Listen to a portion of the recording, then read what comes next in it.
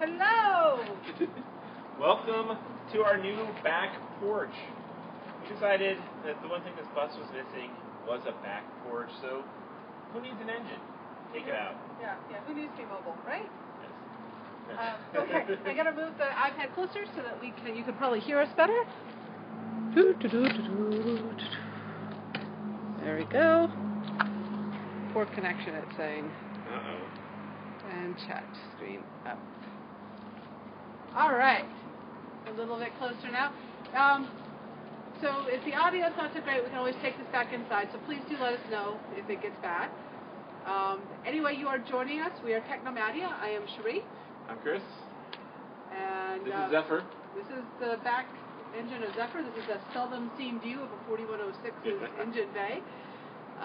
And tonight we'll be talking about just how we've been able to turn around the catastrophe of our engine blowing up on us, basically. It didn't blow up. It didn't blow it up. did blow up. There was no flame. There was a jet of hot coolant shooting out so dramatically that it actually kind of burned a little hole in the asphalt of the highway, made its permanent mark, but there was no fire, there was no explosion, there was just jets of coolant. Yes. However, we did break down, and we are now at a shop in Billings, Montana, and our engine is being rebuilt.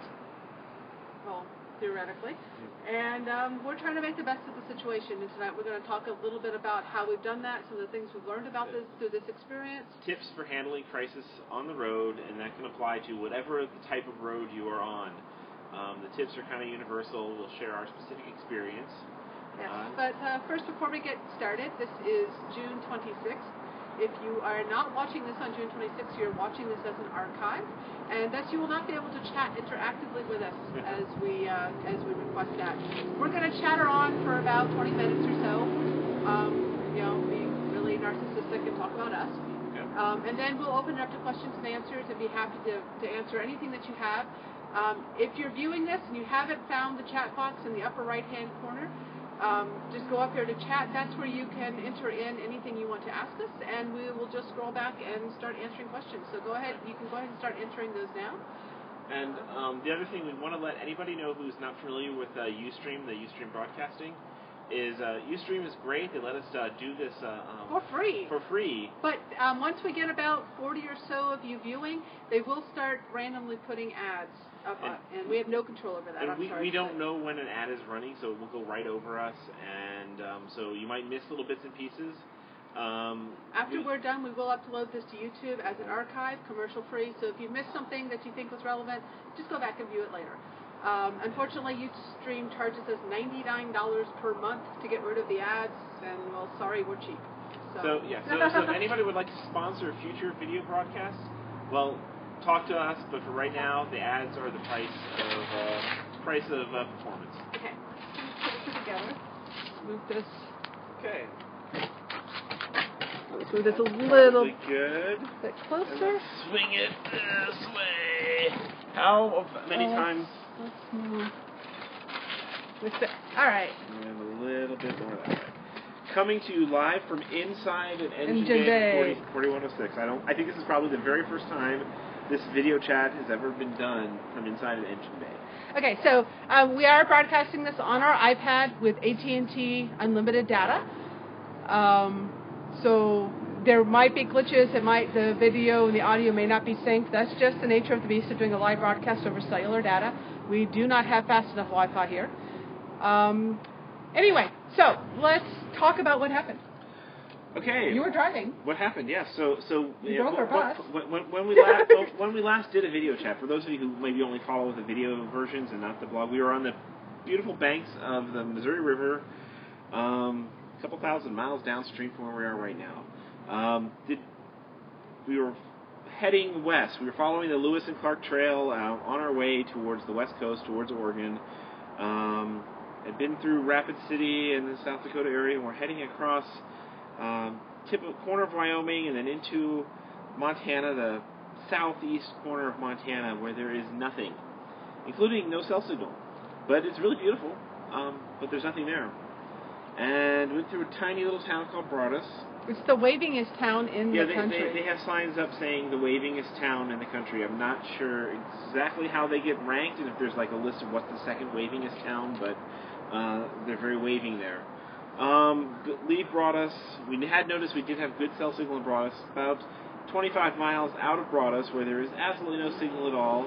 We're going up a small ridge, Camps Pass.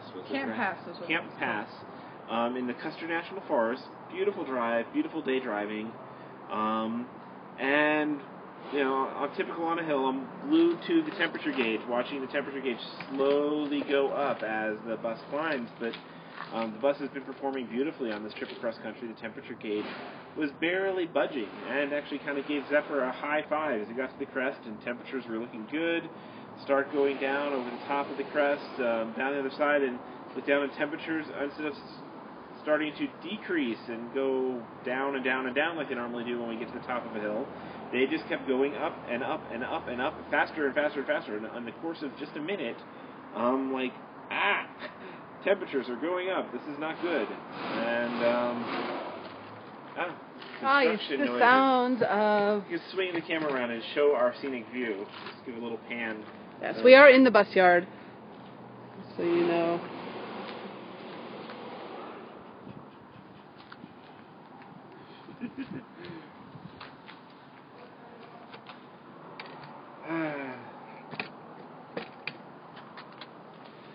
So, what happened?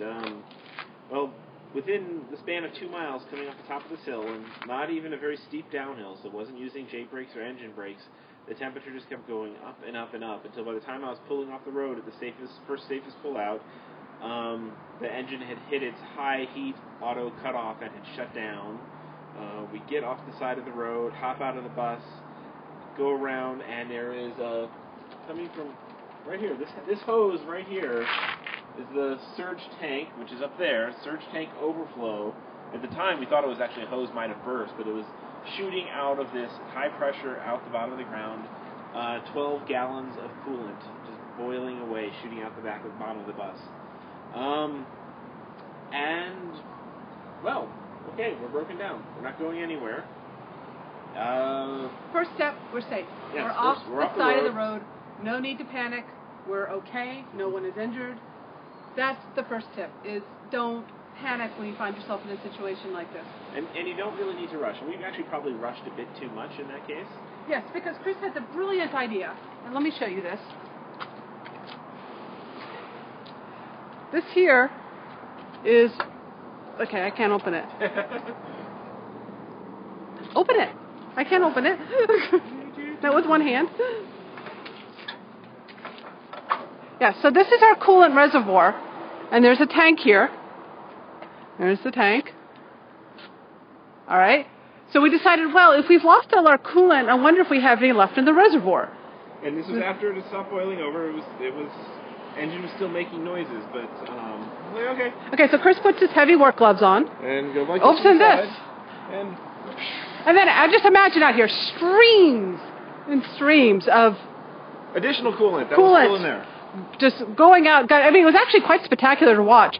But Chris was most shocked to find out that the coolant was cool. Yes. It was not boiling on his skin, which was a really good thing because that could have been a medical emergency. Yes. So we shouldn't have rushed. We should have just waited another hour before even experimenting. It's like it's done boiling, but it still was way too quickly. And there was no rush. There was no rush. The biggest downside is we had no cell signal. We're used to if something happens with the bus, we get on the bus forums and we start talking to our mechanic friends, and there's so much great resources to tap into. And here we are.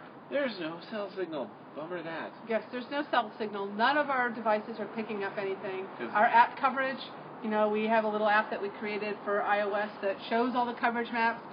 There's showing zero. 20 miles away is the closest coverage that there is. There is no Sprint. There's no Sprint or T-Mobile in all of Montana. Verizon is nearby in either direction, but it's still like 20 miles away. AT&T is back in one direction and none for the other direction for another 100 miles. I mean, we're in the middle of nowhere. And so we was like, okay, well, where we're stopped, there's actually, there's a house up on the hill, kind of in one direction. Right, and there's a sign in front of this house that's out on the driveway that says Lemonade Run. And we're thinking, sounds friendly. That sounds friendly, and we got some lemons that we just were handed, Yeah. so lemonade sounds good. So we start trying to walk up the driveway to cross the cattle guards. Driveways have cattle guards in Montana. And then we realize that at the bottom of the driveway is just a giant garage and barn. And the house is at least, I don't know, a quarter mile up a hill, up a road. And we're like, oh, It's a long way to go into somebody's private property just to ring the doorbell. So we're like, okay, maybe we don't walk up this direction. But then, we wander back out to the street and think, okay, do we flag down a car? Do we do what? And we walk up and ring this doorbell. And, well, coming down towards us is two ATVs. And it turns out the ranchers were out hunting for mushrooms who lived in that farm, lived in the house. Yeah, so they came over, they asked us if they could help. And we said what we could really use is a phone so we can call our towing service. Now, we have CoachNet. We signed up with them 2 years ago when we first bought our bus. They are specialized in towing RVs and motor coaches. Mm-hmm. We pay about $130 a year for it. And it is the best value ever. We can now certify it. Yes. So we were able, they brought down a cell phone that had signal. Like, how is this possible? They're like, oh yeah, Verizon works here on the reservation. This is actually also technically Indian land too, Custer National Forest, and to the one side of it was the Indian reservation. They're like, wait, our Verizon iPad is showing no signal. We're getting zero Verizon here. There's still people who use voice networks. Yes, and there are towers out there that are voice only. So. Yes. In rural areas in particular, there are still remaining voice-only networks. So if you have a Verizon phone, that's great. We don't. Our only Verizon connection is our MiFi and our iPad, both of which are data-only devices, which would not be seeing these networks. So we had no way online. We will be adding a prepaid Verizon phone or pay-as-you-go plan to our arsenal for just such emergencies. We've learned that lesson. Coverage will be featuring voice maps. We'll work out how to add a voice layer. We've always said voice, voice. Who cares about voice? It's all about data. Now we found a reason to care about voice. We'll figure out a way to add voice to coverage. Sometimes you just want to call the towing service. Yeah. So Chris called the towing service. I entertained the ranchers, charmed them with our stories of how we were in Montana to deliver my dad's ashes to the only state he never got to. And of our plans that we're actually, we haven't really announced this yet, but we're on the way to the World Domination Summit in Portland. But afterwards, we were signed on to host a lighthouse in Oregon as volunteers. And so they were really charmed by these stories with us. And they're very friendly, yes. Very nice. They didn't have a phone that we could keep using, but there's our security guard going by. But so we were from behind we were able to make an initial phone call. CoachNet was determined that, okay, well, it's not an emergency and you are in the middle of nowhere, so is it okay if we take until tomorrow to figure out who can tow you and where they can tow you to? And I was like, sure, actually that's good for us. Because we know that we have a unique bus. And that we need to make sure that we're going to be towed to, number one, a location that had two-stroke diesel mechanics, and number two, or someplace that we could live in the bus while they did the work. We already had a strong suspicion with the coolant rolling over that we had potentially an engine rebuild in our future. We knew the reality of the situation, and that we were probably going to be down for a couple weeks. Right. And by the time the engine had finished cooling off, we transplanted water. We refilled the coolant tank with 12 gallons of water. It took 12 gallons to get it back to running height, and we're able to start the engine right up. Didn't sound quite right, but we were able to start the engine right up. And our goal was to try and get further off the road, because if we're going to have the bus there on the side of the road overnight, and we're going to be sleeping in it overnight on the side of the road. Yes, being right next to the side of the road is not so good. The ranchers told us that this driveway near where we were was entrance to a Forest Service road, and as long as we left enough space for a truck to get by, we could try and pull through and pull onto that. So, fired up the bus, and I floored it, and the bus barely moved, but it did move enough to get all the rest of the way off the road and onto the shoulder, and off the shoulder and onto this little driveway area and gravel sloped area. The bus was tilting at a bit of an angle like this, made things kind of exciting, but So at this point then we had already unhitched the Mini because we didn't want an extra load on the bus. The other thing that we did at this point is we realized that whatever was coming up, we were going to be on the side of the road for a while, and that when we got towed somewhere, we didn't know what the situation was going to be. So we went into conservation mode. We shut down everything in the bus that did not need to be running, like the inverter, the computers. All electrical loads other than just basically, actually we even turned off the lights for the cab. We made her sit in the dark for a while. But we wanted to make sure the refrigerator, we had just stocked the refrigerator with a whole bunch of fresh produce. So basically everything but the fridge got shut down. And so conservation mode is a very important tip. If you are... things like all the little parasitic loads that we normally don't turn our inverter off unless we're really trying to conserve power, but it uses 20 watts all the time, at least, even if nothing's turned on. So getting that turned off extends our ability to be on the side of the road indefinitely. And not knowing if we'd have an extension cord when we got towed wherever we got towed to. So went into conservation mode, and then it's like, okay, let's relax. We know there was internet, and we're sitting, actually we're closer to a town called Ashland on the map. We're like 17 miles to Ashland and 25 miles back to Broadus. And we're like, well, Ashland looks like it may have marginal signal, probably not AT&T, which is our phones. So let's go back to Broadus, even though it's further away. We know it was good coverage because we've just been through there. We've just been through there. So this is the first time. A lot of people, when they're selecting their RV setup, one of the things that people have a complaint against having a motor coach with a towed vehicle behind it is that they don't want to maintain two engines. This is a time, we've done both. We've done trailers towed by trucks and Jeeps, and then now we have a bus towing a Mini Cooper.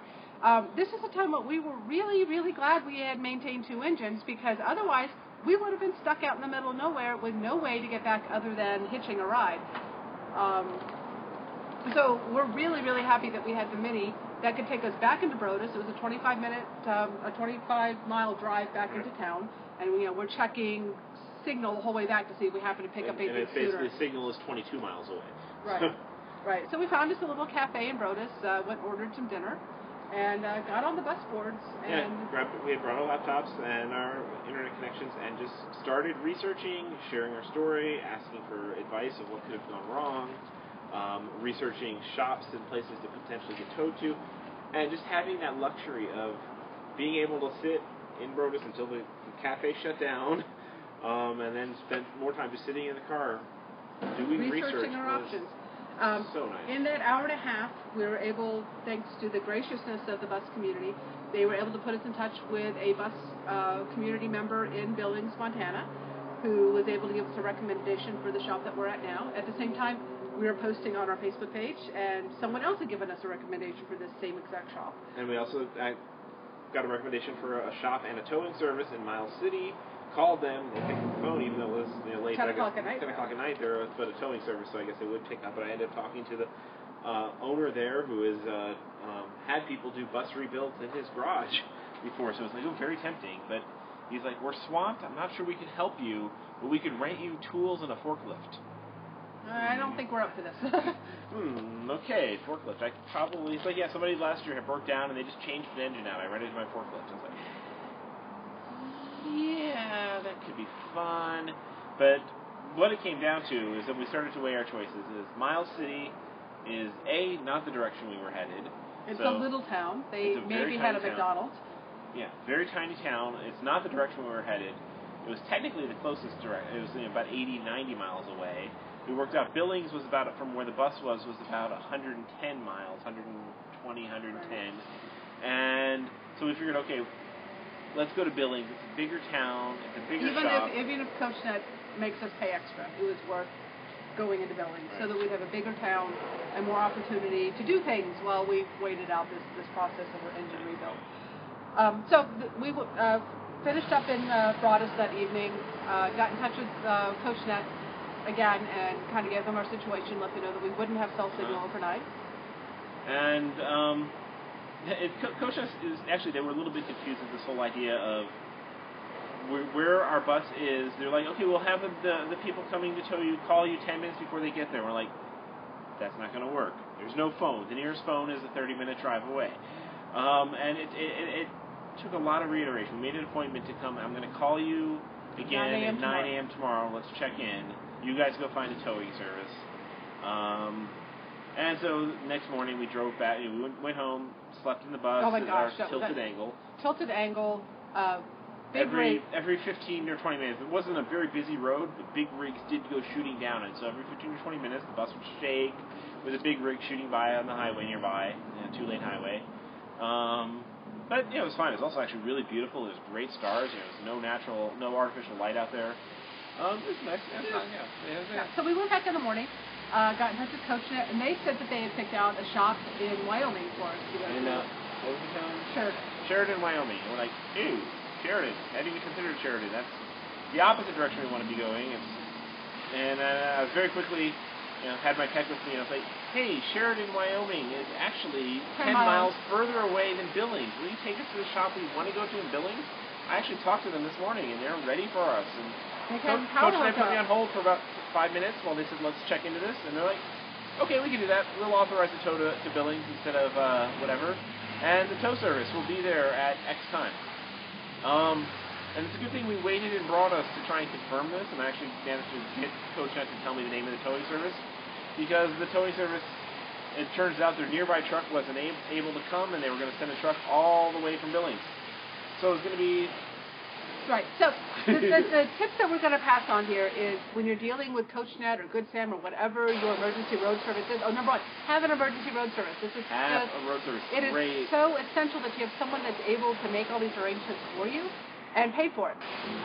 Second part is you do have to be proactive in making sure you get the outcome that you want. So we had done research on which shop we wanted to go to meet our needs of wanting to live in the bus during the process, and having qualified two-stroke mechanics that we had already talked to that morning. So be proactive with it, and be prepared to plead your case for why this is the best shop for you, and be prepared that you might have to pay a little extra to get there. Right.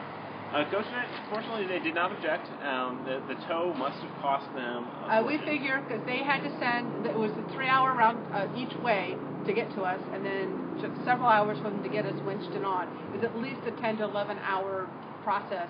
And based on the billing rate, what they told us was $150 an hour. It was easily a $1,500 and the tow company charges $3 a mile each way. So an hour by the hour for winching, and it might have been under $1,000, but it was a very expensive tow bill. We're way ahead of the curve with CoachNet for years to come, so we will be a happy customer for years to come. Yeah. So now we're here in Billings. We are set up on the side of this shop, this diesel shop. They have an outside outlet, and we were able to run an extension cord to it. It's just a regular 15-amp outlet, and this is one case where we are extremely thankful for our boosting Victron inverter. So, running the air conditioners and our computers and everything else, if we were plugged into a regular outlet with a regular RV setup, we would be probably tripping the circuit inside, and they would probably not be very happy with us. But I've been able to set our inverter to say, don't use more than 15 amps. And so when the air conditioner kicks on and it has a 25 amp surge, it pulls off the batteries. And when the air conditioners are running and all our other stuff's running, we're using about 17 amps. But the inverter dials down, and it actually ends up using only about 12 amps off the wall, keeping us from blowing any circuits inside, keeps us a good neighbor, and then just uses power from the batteries. And then at night, when we're not needing the air conditioner, the batteries charge back up. It works out incredibly well. It would be very hard to stay here, and it's been very hot, actually. It's been very hot. Yeah. It would be very hard to stay here if we didn't have this capability with our inverter. Right. So we've been here in Billings. We're still waiting for them to actually take apart the engine and find out exactly what damage has been done. We are waiting for the right mechanic to have availability. Hopefully that'll be tomorrow morning. But they gave us the first week here with no pressure so that we could research our options and figure out what we wanted to do. Instead of pressuring us, and we've gotten such tremendous advice from the bus community and friends who also are full-timers about helping us think through the process, and really pressure to be on a schedule.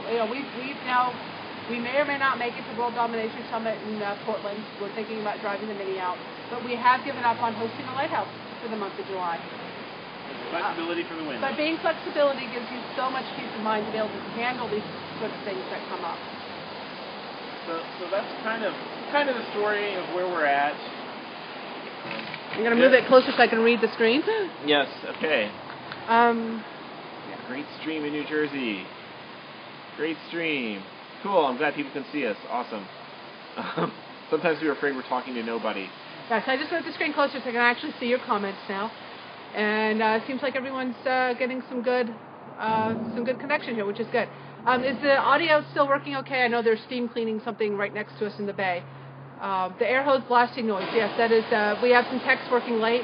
If it's annoying, we can move inside. We can move inside, so let us know if it's too bad and we'll move inside because they are working on the garage right next door to us. That's actually the mechanic that's supposed to be working on our engines here. I wonder if he's doing anything. I don't know. Just like, saw him walk by. I do have a warranty on the engine. It's a 50-year-old engine. You crazy? We have determined the engine is not as old as the bus. The engine has a serial number from 1973. But it's the engine isn't as old as Cherie, so her warranty's expired. The engine's warranty's expired. Is that a yes to go inside, or yes, it's okay out here? Anyway, go ahead. If you have questions, whether about how we've handled the situation, about the bus, about nomadic life, about technology, about Smurfs, whatever, please go ahead and just start typing them into the chat box, and we will start answering your questions. I'm going to scroll back through the chat box to see if anyone's asked any questions so far. And if you see my screen, go grab the props for the tips for dealing with. I'll while you scroll back.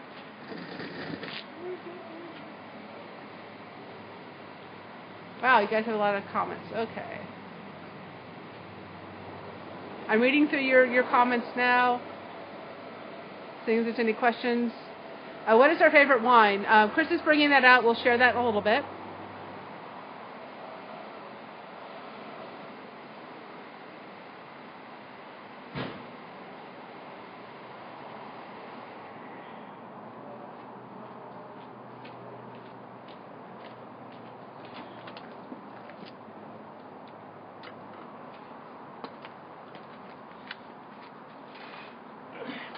Okay, someone asked how we live in the rig while they work. Well, number one, you notice they took the engine out. We're sitting where the engine used to be. So we're able to just go about life, living in the RV, while the engine is in the shop over there. Right. And we've been at diesel shops before where we're actually in the bus while they're doing stuff.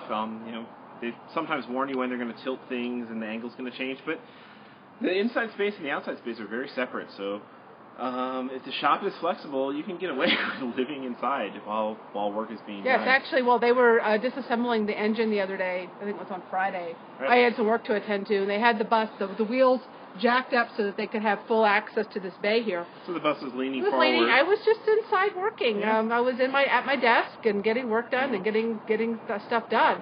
And I was in the back. And now here's one of the first things that's very useful for dealing with a crisis is documentation. So we have here the original old bus manuals. And so, the shop here is not a bus shop that's ever worked on 50-year-old buses before. They do work on two-stroke engines. They're actually quite experts at that.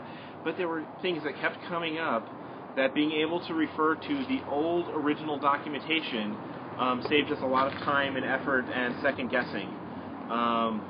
So having documentation, having read through in advance, I knew where to look for stuff, was incredibly, incredibly useful. And having a shop that is open to having the customers there, shadowing, participating, helping, lifting. I lifted the radiator. We helped lift the radiator right out of here because they're letting us participate and be part of it. So first thing that's very useful in a crisis, documentation, manuals, original old stuff. All right, and then the other... I'll give you... Someone asked about what our favorite wine is. Well, tonight we're drinking Butterbox. This is the Redvolution, which someone had told us was awesome, and we finally found it this evening. This is important to have in your emergency kit on board, because when things are bad and you just want to chill out after like a really stressful day, chilling out over wine really but helps. Don't drink the wine while you're dealing with the crisis. That's one thing. Actually, when you're ready to decompress. We actually went sober for several days while we're dealing with everything because alcohol and stress just don't mix. But when we're done and through it, it's fine. It's sometimes nice. A little glass of wine to chill at the end of the night. Yeah.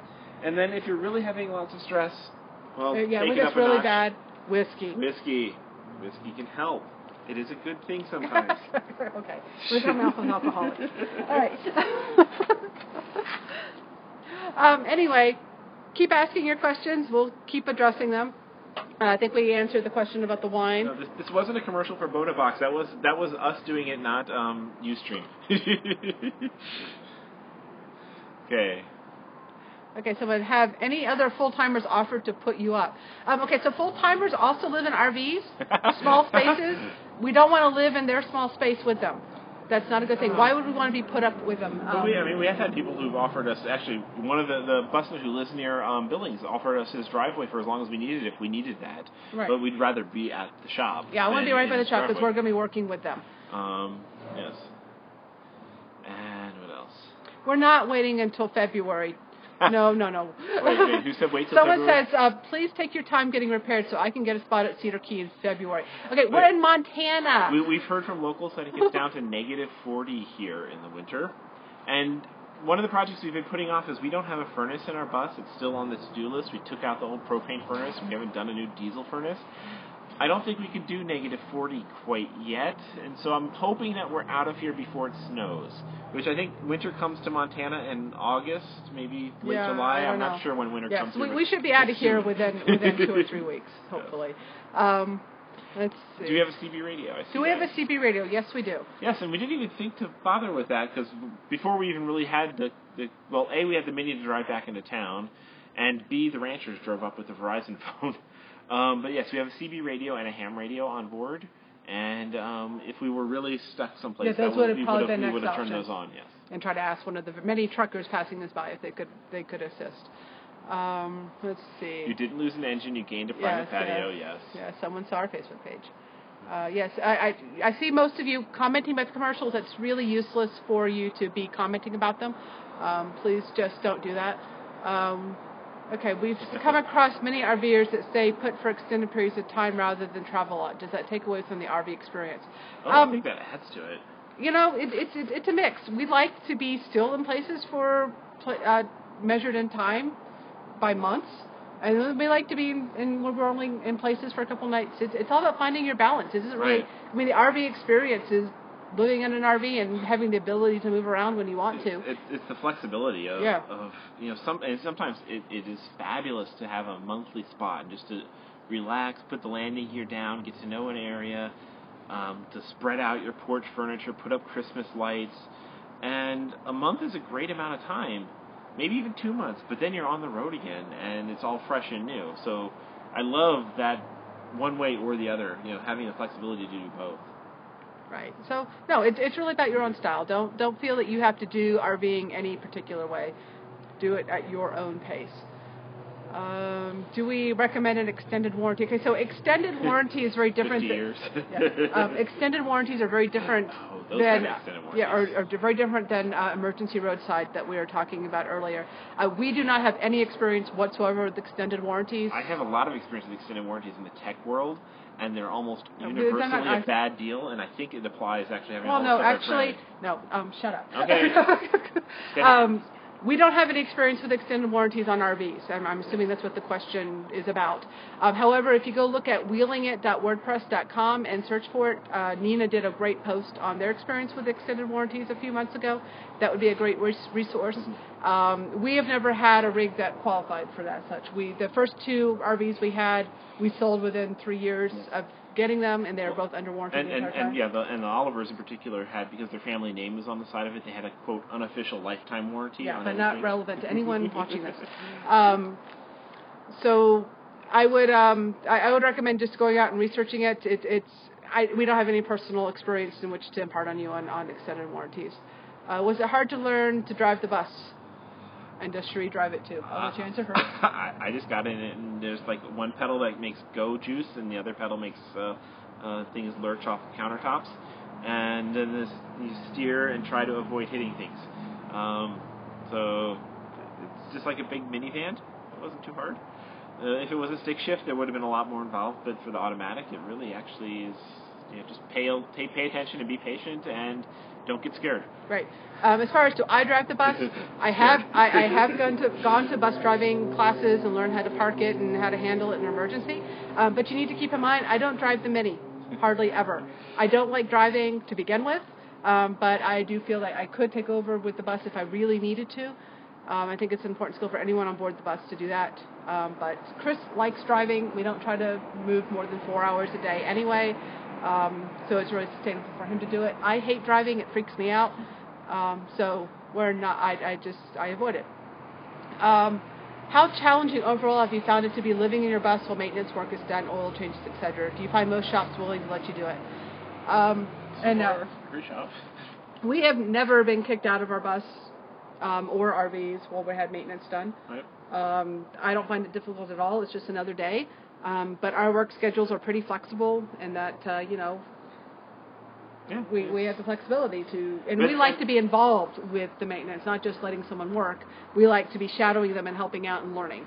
So that's very different. I guess it's one of the first questions that we try to bring up, but we've never actually really run across anybody who seems to have an issue with it. Yeah, an oil change is going to take you 30 minutes tops, so it's not really a big deal. You're just stopping in.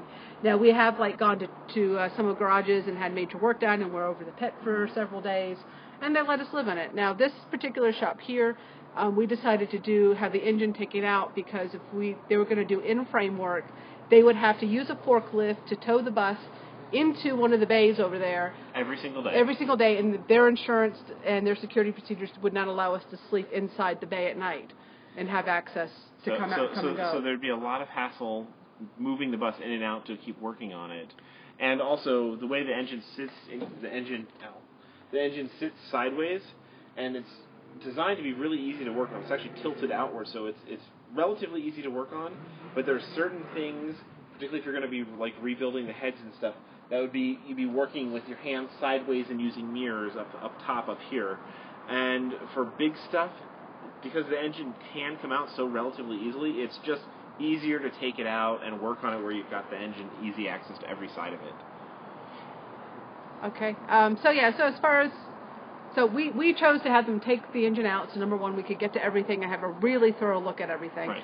And because we didn't want to have to hassle with them towing us in and out every single day that they wanted to work on the engine. So it just makes peace all around. Yes. And they'll be able to do a much, much better job. More thorough. Once they finally get to it. Yes. All right. The same comment as below by a Facebook comment. We are a couple of IT folks hitting the road soon. Could you please tell me about your internet speeds while you're on the road? Variable. Poor network connection. Yeah, the warning that we have on the screen right now is poor network connection. Your internet speeds on the road are going to be variable. And like we said in the new ebook, and I'm going to do a pitch for our new ebook, the Mobile Internet Handbook. You didn't bring that out. I didn't bring it out. We just wrote an ebook on this section, and we go over a lot about setting your expectations to the reality of life on the road. If you've not gotten a copy of the ebook and internet is going to be important in your journey on the road, I would highly recommend it. So just to set your range of expectations, just a few weeks ago, we were camped at a beautiful, amazing, incredible campsite, and I had a speed test of over 50 megabits per second, and I don't think I've ever had a home network connection that fast as we were getting wirelessly in this RV spot. Yeah. And then a lot of other times, you've got speed tests that you'd be better off training squirrels to carry packets of data back and forth on wires, or carrier pigeon, IP over carrier pigeon, just speeds that would make sending telegrams via Morse code seem fast. So you've got to be braced for this incredible range of experiences, sometimes really bad and sometimes amazingly fast. And well, of course, when it's amazingly fast, then you risk burning through all your data and running out of it. If you've got it on capped bandwidth, you really don't want it overly fast. Yes. It's a mixed bag, and you're going to have to adapt. Yes. Any cool iOS 7 features coming in coverage? You've had more of a chance to look at iOS 7 than I have. Is there anything new that we're going to be able to add to coverage? I started playing with the iOS 7 beta. Mostly I focused on confirming compatibility and filing a few early beta bugs with Apple. Features we could add. Well, the biggest voice layer. So we will be adding a layer for voice coverage for the carriers that we can get that information from. And the other feature that we're going to be adding in at some point, if we ever have the time to actually sit down and develop, which life seems to be getting in the way, please understand coverage and creating apps is not our primary business at all. It is a side business. It's a hobby business. We don't talk about what we do, our primary income sources much at all on the blog, and we do a lot of custom software development for medical industry. So the apps are not our primary focus. So a lot of people seem to think that that's what we do. Right. But it's not. They are side businesses, and the apps are all things that we created just to help better our lives on the road, and we happen to create them. But we are thinking about adding a feature to do more frequent updates and higher resolution apps as an in-app purchase option. But we'll see, because creating the apps, frankly, takes a lot of our time and a lot of our bandwidth to create. So, staying on the schedule with the map updates is a challenge for us while being mobile data users. Okay, so how much is full-timer insurance for the bus? We pay $1,000 a year for our full-timers insurance. That covers liability, full coverage on the bus, damage to and from. Contents, too. And the contents as well. But your rates are going to be very dependent upon the value of your rig and where you're registered at. So don't take that as meaning anything at all. Are the roads towards Montana steep? Any interstates to avoid? Okay. We didn't get to the mount part of Montana. Yeah, so we were coming in from South Dakota. We traveled maybe 100 miles at most 150 in South Dakota before we broke down. Montana. So we are not the best sources of what the roads are like in Montana. Right. Yes, we haven't been to the mountainy side yet. We can see them if we go to certain parts of Billings. We see the mountains towering in the distance, but we haven't gotten there yet. Okay.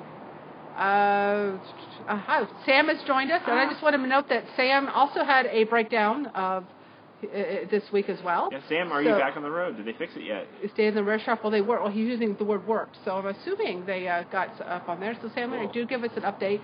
A lot of our nomadic friends seem to be having mechanical troubles this week, so we are not alone in this. I just wish that everyone had broken down near us so we could all be together. That would be much more fun. And you know what we could do is everybody could put their bill in a hat and then pick at random and pay whatever bill you pull out. We would probably come out exactly. Yeah. This is a great plan. All right. Julie and George ask if they've gotten into our engine yet. Nope, they have not. Let's see. We're heading to Mount Rushmore. What are the road rides there like? Have no clue. We've not been to Mount Rushmore. Mount Rushmore, yes, we have. Yeah, but... Yeah, we've been through the whole... Yeah, it's 7 years ago. Yes, no, the roads are beautiful. There's some steep ones. Don't do the Needles Highway with your rig? Yeah, I mean, particularly the ones with the tiny little tunnels and stuff, but there's a lot of little tourist guides for the scenic routes around there. There's amazingly beautiful rides. There'll be a lot less stress to do them with your Toad than with your RV. Park your RV someplace and go explore, because they're beautiful, beautiful roads. Let's see. If you could, what action concerning the breakdown would you do or not do since the breakdown? We pretty much already covered that in the first 20 minutes of this. Pretty much, we probably would not have opened the coolant chamber. Yeah, we would have waited longer, and I guess we spent a lot of time spinning our wheels on research and you get into analysis paralysis very easy. Well, actually, we didn't even really reach the paralysis point. We were just having we just said that we were both on the roller coaster of changing our mind of this seems like the direction that's calling us, that seems like the direction that's calling us. I don't think we ever even had time to get stuck with any decision because we have new, better options keep showing up. Right, yeah. So we had a lot of options showing up and probably listening to way too many people. But at the same point, we got valuable stuff. So we were pretty much on the phone nonstop for days on that. How was satellite internet? That's also covered in the ebook, by the way. So yes, please do go buy the ebook. It's hardly worth it unless you really need it, in which case it's invaluable. That's basically right. But it's a pain in the butt to deal with and activate and stuff like that, and expensive. And oh wow, the sun just peeked out from the came from behind a cloud. Yes. Oh wow. Ouch. Okay, we can't see the screen anymore. Oh, there it is. So yes, so if you've got questions about mobile internet, pretty much we're taking the stance if you've not read if your question doesn't start with I read your ebook and now I have a further question, then save them for future dedicated chats on the topic. Yes, we'll do dedicated chats on the topic maybe in the future. Will coverage come to Android? I'm getting rained on. Wow, this is funky, cool weather okay. here. We got a few black clouds and blue skies, and the sun just shot out, and a few random drops of rain. This is Montana. The sky does cool things here. There's weather. Okay, so will coverage come to Android? The developer who just did it, who is working on our port of State Lines, has said he is interested in doing a port to coverage. So perhaps. Yes. So hopefully in the very near future we'll have State Lines for Android, and a lot will depend on how well that does and how much interest that generates, and whether all the Android people who over the years have been saying we really want it for Android will actually buy things, because we hear from other developers that Android users never pay for anything. They're only interested in free. They want free. So we're going to find out if Android users will actually pay. Just for the record, the iOS version is still not break even for the cost. Yeah. So it's very expensive to develop these apps, and because we don't use Android, we have little incentive to create it for Android, knowing that we will never recoup the cost of maintaining it. Have we ever looked to see how much data these video events use? Nope, we're on an unlimited plan. I don't care. Yeah, no, I have. Sherry's iPad goes through gigabytes and gigabytes and gigabytes of data, and we're very, very happy that it's on the unlimited plan. Does our tow vehicle get wrapped up in with your bus, or is it separate? Oh gosh, I hope our tow vehicle never gets wrapped up. The Mini might be able to park in here. That could work. Yeah, maybe the Mini could push the bus. No. I don't know what the context of the question is. Let's see. Oh, insurance is followed up with. No, the Mini has its own insurance plan. $2,800 for new rear and different. Oh, Sam. Okay, you got it pretty cheap for us. You want to trade bills? Yes. Can you get any sort of service warranty for an older RVer bus? I think most extended warranty services have a cap of like 10 years old. So. Yeah, so I don't think you're going to get it on a vintage bus. You're kind of on your own with that. That's one reason the buses can be so cheap to buy. Let's see. Let's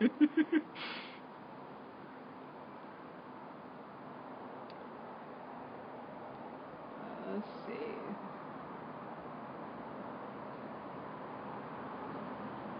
Is there any good reference for mountain passes in the directory? I don't know. I haven't really looked into this. Reference for mountain pass? No. Oh, the sun is annoying. Should we go inside? Let's go inside. Yeah, we're going to take this inside. So while we're walking you guys inside the bus, we're going to get out of this horrendous sun that's blinding us crazy. Why don't you keep asking some questions and queue them up. I'm going to give you a quick tour of where we're at, and then we're going to take you inside the bus and continue answering your questions. So we actually have 55 of you online right now. Wow. Wow. Is that a new record? I think that might be a new record. Thank you for joining us this evening. Yes. I'm going to walk you around real quick. Keep asking your questions, and we'll answer them once we're inside and don't have the glaring sun in our eyeballs. You can see our view changes every day here, which is a plus. Yes. So tonight, our view is of a freight truck. Last night, I think it was of a school bus. 2 nights ago, we had an explosive vehicle. So this is the yard that we're at. And this over here are all the bays at Interstate Power.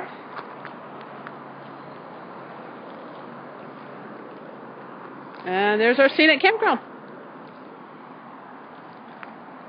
And you see our new back porch. I'm going to pick up Chris's wine glass because I'm sure he's going to want that.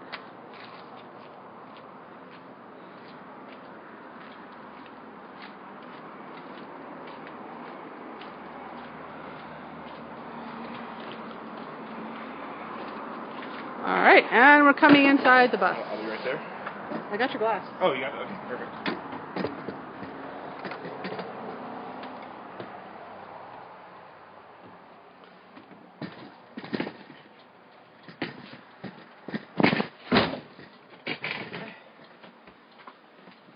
Now we'll need light.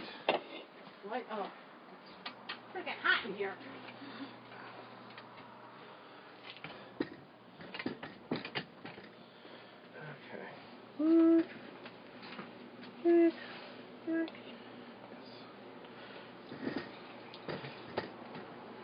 All right, and we are back inside the bus.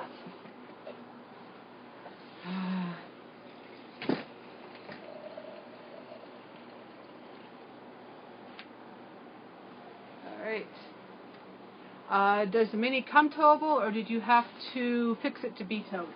We didn't do it. We didn't do it. We actually bought it from some other full-timers that were towing it behind their bus, so they had already done the modifications.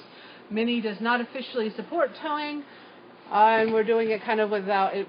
It technically voided the warranty when we still had a warranty. So, yeah, but you will need a manual transmission if you're going to do a Mini. Will you two be coming back through Dixon, Missouri? Back through? We've never been there yet. We're dying to get to Dixon. We've heard good things. There's this festival park there, right? Yeah. We do need to get there. We do not know what our future plans are. We don't usually plan out more than a couple weeks in advance. Right now we're planning out a couple weeks in Billings. So as far as we can predict is what we're doing right now. How do we get our Lighthouse gig? We actually learned about it from Wheeling It. Wheelingit.wordpress.com. Nina is awesome. She blogs wonderfully. She's one of our favorite full-time RVing bloggers. But they did it last summer, and she had posted that she had heard from her contacted that they were looking for more people, so we reached out and offered. It was a pretty simple process. Will we travel through South Utah this winter? We have no clue. My wife would be interested in doing something similar. We got the lighthouse thing? Yeah. Yeah, so just go to Oregon's State Park website, and they have all the listings there, and you can apply right online. Hope you don't mind. I'm copying your layout in my bus. Go for it. We think this is a great layout, so sure. Yeah, I mean, we didn't design it. We fell in love as soon as we saw it, though. Yes.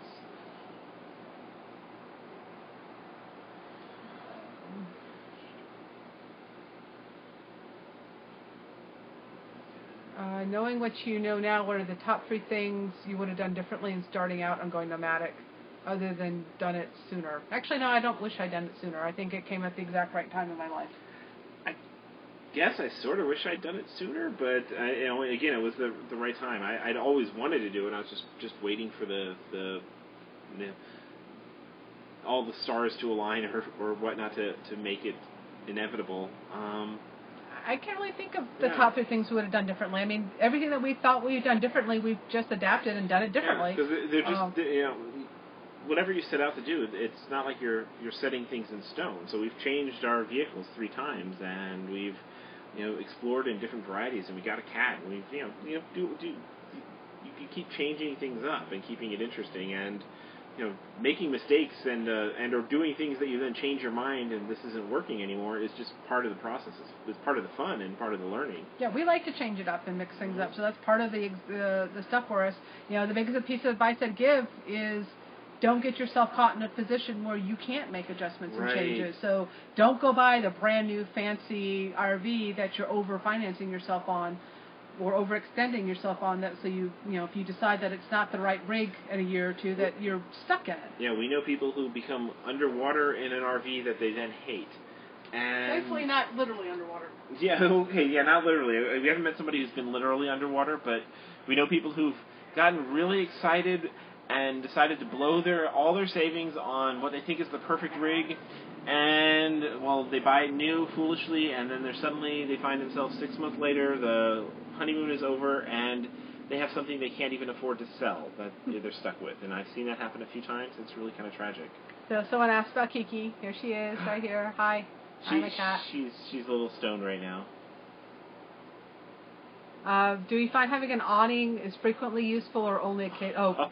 We find it absolutely critical. When you live in a metal tin can, anytime you can get even a spot of shade on you, just being able to keep the sun from shining in the windows makes a night and day difference.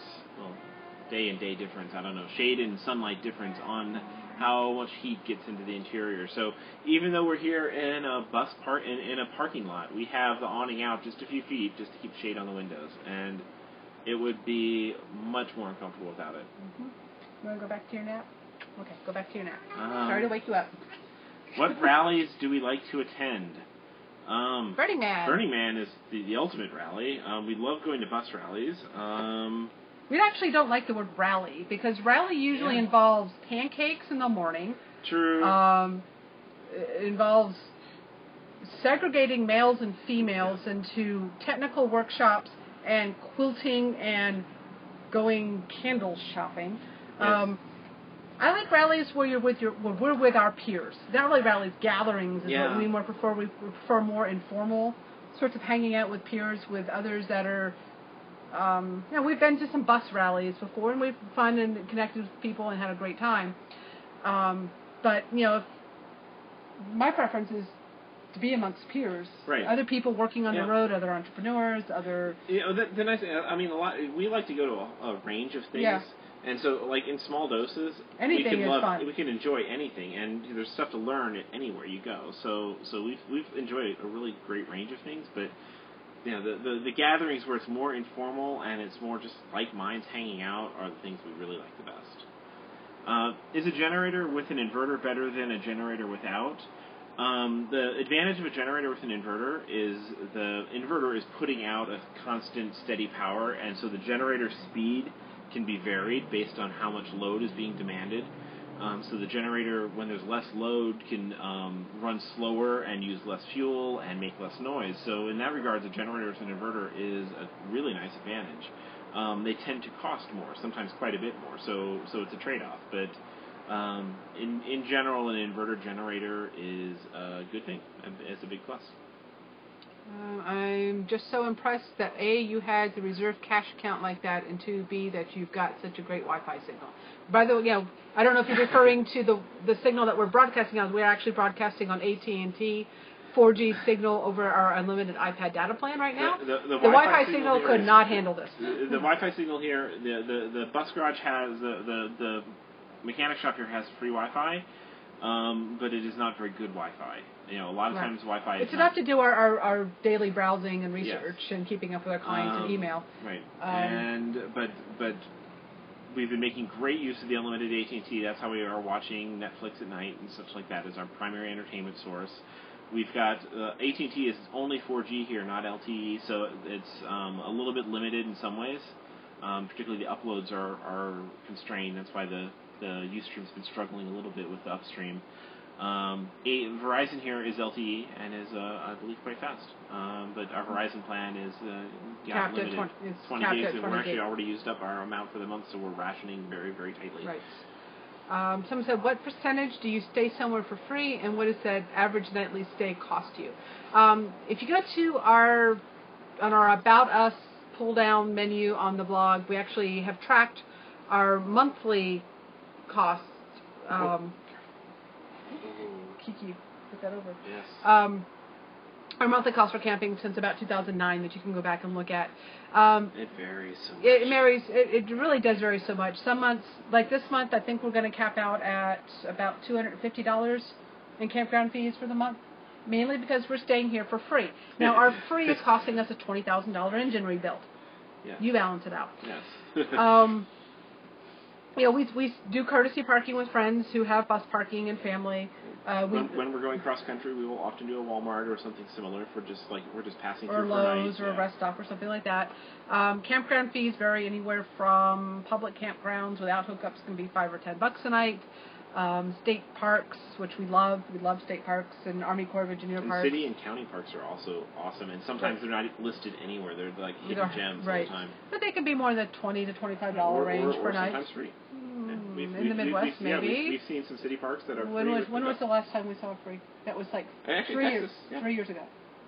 Yeah, it's been a while. Well, no, but they're still there. We just haven't been to them. Yeah, I've seen them on listings and stuff. We haven't taken advantage of them, but they're out there. Commercial RV parks are going to be more in the 25, 35 range, and if you have Passport America, which is the one RV camping club that we do belong to, you get some of those for 50% off.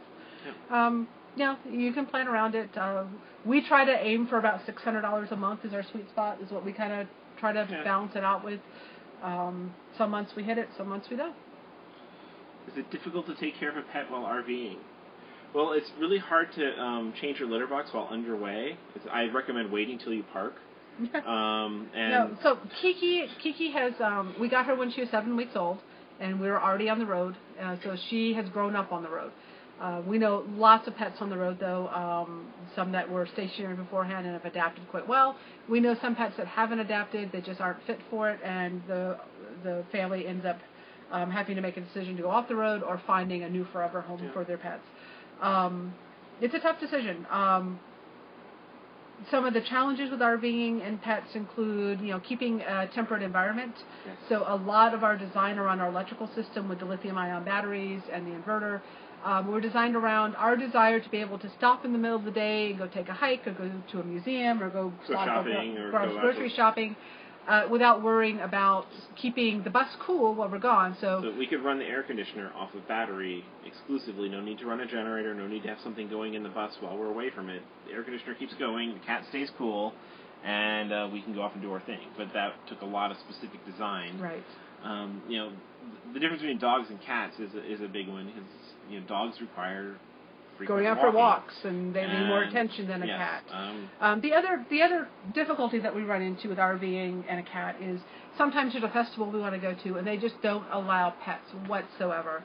They're not as in tune that a nomadic pet that's used to living in their RV is going to be much more comfortable and adaptable in their home than going to a boarding service. We have lobbied festivals that say leave your pets at home to make exceptions for us because this is home. But then again, I wouldn't take Kiki to Burning Man. It's just too Burning harsh of an Man, environment. Burning Man is not a cat. But we prefer not to board Kiki. We prefer her to be staying with people who will give her attention and maybe interaction and other stuff. So finding those resources, like right now, if we want to go to Portland next week, we're going to drive in the Mini. I'd really rather her have some place to stay here in Billings with somebody while we're gone than riding with us in the Mini because she'll want to sit on my shoulder and she's big. But, so that's one of the difficulties is trying to find reliable pet care when you need to fly out from your RV or go in other types of modes of transportation or if you're attending a festival. So those are probably the two difficulties, temperature regulation and pet sitting. Yeah. There's any estimate on cost of one awning or recommendations on brand? They range vastly. I saw our friends were working on the awning system for his vintage bus, and he was getting the really, really fancy motorized ones that automatically withdraw when the winds come up and don't need support arms, and they extend out like wings. And, well, I saw the price. I actually went and looked it up. I was like, wow, that'd be nice to have a nice awning. We just press a button, and I don't have to go out there and crank and do all the manual setup and takedown. And that awning was about $8,000 per 24-foot stretch. So that was the price of our bus, and we're like, nee. So we've not actually purchased awnings. Our bus came with awnings. All of our last RVs, well, we didn't have one on the tab. The Oliver came with one. So we've not gone the process through pricing one out. So I honestly... Yeah, I priced out the super high-end one and just realized it's not worth even contemplating upgrading. Ours is a Dometic awning. It's a solid. I mean, it's not fancy, but it is pretty darn rock solid, and basic. And it's not too hard to set up and take down. It's not super easy either. It's not automatic. There's no little one button to press, but it's voice activated. Cherie says I need some more shade, and he goes out I hop outside and I make the awning go down. So it's a good system. It's automated for me. Okay, so someone said, please explain again what you did to compensate for the low amps you got from the mechanical shop. Okay. Have you had to use that method for power and lot? Yes, we do use it a lot in our travel. There's actually a blog post on our the joys of lithium, or it's boost, better views, whatever. If you go to technomatty.com/lithium, it's in that thread, and there's one on boosted electrons. Boosted electrons equals better views. So you can go read all about it. So I think we'll skip going over it all again. So just go to that post, and you can read all about our boosting inverter system and why we chose that. And there are very few options that can do that, but it is, I would say, that my favorite feature of an inverter. I would go out of my way to have an inverter that can do that. And we use it all the time. And whenever it allows us to courtesy park with friends who just have a wall outlet. It's allowed us to park. It's allowed us to park backwards in a site to get a better view, and then just use an extension cord to power the bus. It's just been a phenomenal addition. You mentioned the heat. And with Kiki, is there any concern that it'll get too hot for her while you're out during the day? That's my worry. That's why we have. Why I had the fancy electric that's why we put in a lithium-ion battery bank so we could run an air conditioner for her if we thought it was going to be hot. So, if you don't have a way to keep your RV regulated without the power sources, you are going to be limited in where you can stop in hot weather. It's just as simple as that. Censored. I wonder what that was. I think that's someone sending a link. Probably a spammer of some sort. Do you perform much of your PM on the bus or take it to a shop before? Preventative maintenance. Okay. So we have a shop in Chattanooga that we've kind of had to do most of our preventative maintenance work, just because it's lined up that way. It's hard for us to do much of the preventative maintenance because we don't have a garage of our own. A lot of us people, they have a stationary home and they have some sort of garage. They might have a pit or they might have ramps that they can put their bus up on. Carrying all the tools and everything with us would be quite a pain and take up a lot of our storage space. I mean, we have done things like we could change the oil ourselves. It just hasn't really come up. We could change all the filters ourselves. It just hasn't. Actually, no, we have changed some. Yeah, of the we have filters changed ourselves. some of the filters. We changed the air filters ourselves once. It's so those things. Yeah, we actually a lot of the basic preventative maintenance we are equipped and could and have in some cases done ourselves. But if we're at the shop, then they've got the bulk oil and the bulk coolant and all that other stuff, so it saves us a lot of hassle too. So, and we haven't actually put a ton of miles on our bus, so once we got caught up on all the old preventative maintenance, we haven't really needed too much new preventative maintenance. Okay, so when watching Netflix or using the iPad and somehow wirelessly watching it to the TV, we actually use an HDMI out cable to the TV to watch it to the TV. Right. So yeah, there's the Lightning to HDMI adapter is about $29. And then it just plugs straight into the TV and runs on the big screen. And it's absolutely fabulous. The one frustrating thing is there's no way to do HDMI in that I know of, and if anybody has an option, knows of something, into our big screen in the living room, which is an Apple Thunderbolt display. So if somebody knows a way to do HDMI into a Mac and just play it, that would be fabulous. We also do have an Apple TV, but you can't, because the iPad has a single band. Well, no, it's not so much that it's a single band, but if you can only be if you're on Wi-Fi, the iPad assumes that that's your network connection. So if we want to connect to the Apple TV on our local network, it lets us stream from wirelessly and beautifully from the iPad to the Apple TV, so we don't need to use a cable, and it works great. But then the iPad is connected via Wi-Fi. It expects its data via Wi-Fi, and so we're no longer using our unlimited 4G plan. So yeah, we've written a lot about all these things. Right. And the tricks of any questions you have about mobile internet on the road, this is the book for you. It's now available in print as well as yes, we got the print version. Yes, it's an iBooks, Kindle, PDF, EPUB. Help support Keep Technomaty online. We're using all the funds to keep the website online. To keep up and to try, if we could use money in our repair for the bus. No, we can't. No, we don't. So our campground's easily available west of the old Mississippi. Yeah, just as successful as anywhere else. No, we've camped on both the west and east side of Mississippi. There's campgrounds on both sides. Yeah, they're going to be, the commercial ones are going to be a little further spread apart. You're going to need to plan a little bit, make sure you have fuel in your tank, maybe plan a little extra driving time. But there's a lot more public campgrounds, National Forest Service, BLM, Army Corps of Engineers out west. So, yeah, they're there. Is parking at Walmart for motorhomes only or for travel trailers too? We used to do it all the time in Oliver, even in the tap too. Yeah, so you can, we've seen trucks, we've seen people in cars. Walmart frowns on tents though. Yeah, tent camping gets a little bad. Can you see how many people are watching this? Yes, there are currently 46 people watching this. And that is the last of the questions. That's a good amount of time too. So we've been broadcasting for 67 minutes. If you have any other questions, please type them quickly. And otherwise, we thank you for coming to join us in Billings. It is nice to have company, although we seem to be getting lots of company passing through. Yes, our social schedule has been it seems Billings is a crossroads because we just had the FMCA rally wrap up in Gillette, Wyoming, nearby, and then the Escapees rally is happening this coming weekend, so there's a lot of full-time RVers passing through the area right now. So we're getting to meet up with a lot of them, which is really cool. So if you're passing through Billings, let us know. We're going to be here for a while, although we might be taking a road trip to Portland. And yeah, we're enjoying. We're making the best of and enjoying this experience of being broken down by not being rushed, by not being stressed. We're making do, and it's actually doing pretty well. We're good. Someone asked about tires. They need to buy. Do they buy inexpensive ones? Don't skimp on tires. Tires are so critically important. They can really ruin your day. But also realize that you'll probably not outlive the tread of your tires, but the age. So kind of balance it. Yeah, so research the tires, because your usage as an RVer is very different from a trucker's usage. And pay more attention to things like, are they going to withhold your full weight when loaded? Right. Your RV, not just the gross empty weight of your vehicle.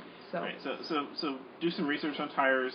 don't necessarily skimp, but cost is not necessarily contingent on quality, particularly because a lot of things are tied to truckers and over-the-road miles. So figure it out, but don't do the cheapest option on tires. Someone asked about the ebook. Had we planned to make a physical book? Will you sell more ebooks? We'll definitely probably sell more ebooks than physical books ever. The physical book was just easy because we could upload the PDF to create space, make a few adjustments, and get it printed out. We wanted to have a stash to carry with us in the RV to sell to people as we encountered them at meetups and groups and things like that. Mainly it was selfish for that, but it's available. They're fun to fondle. Yes, it is. It definitely feels more real to have a book. So it's kind of cool. And we were on a #1 bestseller list briefly. So for seconds, yay! A day. Yeah. So thank you for joining us. Oh yes, thank you, and this has been fun. Thank you for joining us in our engine bay and in our RV and. So we'll be shutting off the video, and I'll be going back to the chat room. If you want to continue chatting, I can chat with you for a couple more minutes if you have more questions. Otherwise, we're signing off. This will be a fun YouTube as an archive.